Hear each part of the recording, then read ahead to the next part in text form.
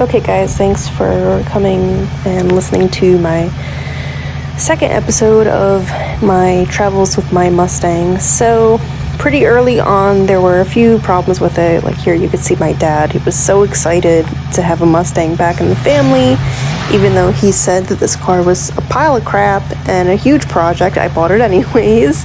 And sure enough, as soon as it made it home, he couldn't wait to start tinkering with the carburetor and just getting it to idle better. Granted, the carburetor, it's pretty old, pretty beat up,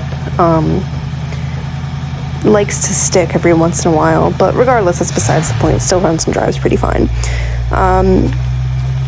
The next steps for the car and the short-term work involved actually had to do more so with rust and rot repair. So I did some small stuff like new, fuel cap cover thing, just because the other one was so bad and squeaked and didn't really close right.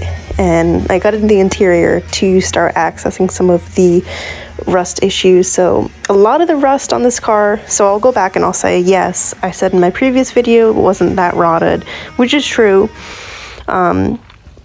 Inevitably though, however, it did have some rot issues from mice. So mice poop, mice pee is all really corrosive stuff for metal.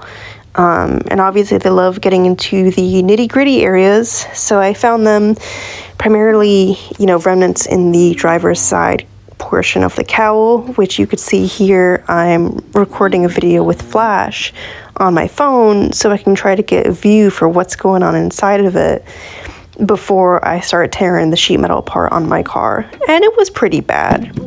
Passenger side was actually not that bad. I was able to save the passenger side with only just a few patches. More on that later.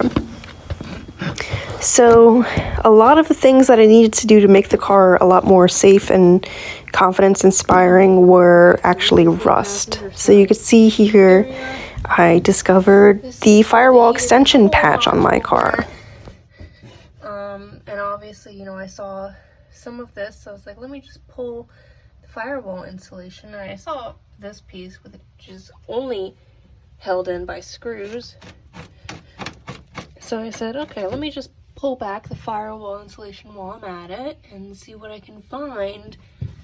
So, it's not too bad up here. But then you get to the top corner here by the cowl on the passenger side, and that daylight that's coming through, that's your wheel well. This is the back wall of your wheel well right here. So it's hard to say. I don't think it's purely coming from the cowl area. I'm sure it did a little bit, but I think primarily what's going on, since the original firewall insulation is that jute backing, cloth material, I think when water did get in there by, any force of nature, I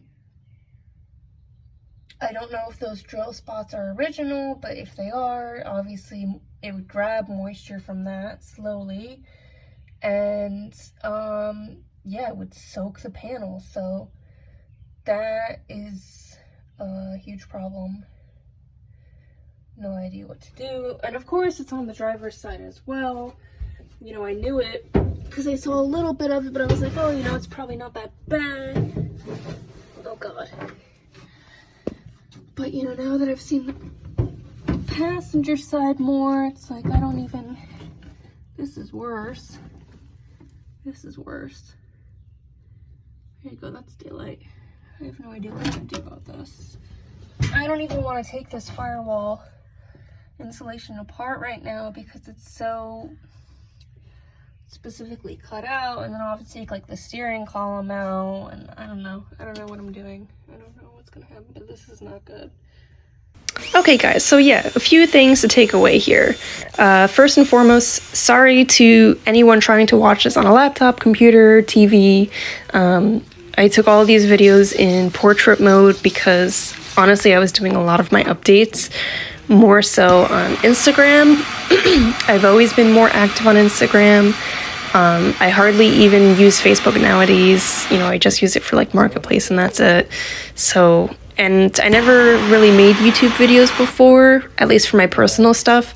So I wasn't really planning on ever making YouTube videos on this. I wanted to document the process, but I just never thought of using YouTube as my outlet. So here I am a few years later after I've done all this work, and I'm like, you know what? People gotta know that I was in their shoes once before, and despite how daunting and how rough some of these repairs seem to have been, I guess the moral of the story is I got through it, the car is holding up, and I want to be able to show other people my age that, like, you can do it. It's not as expensive as it could be to have someone else do it, and here's how I did it. So you'll see more of that in my next episode. Thanks for watching.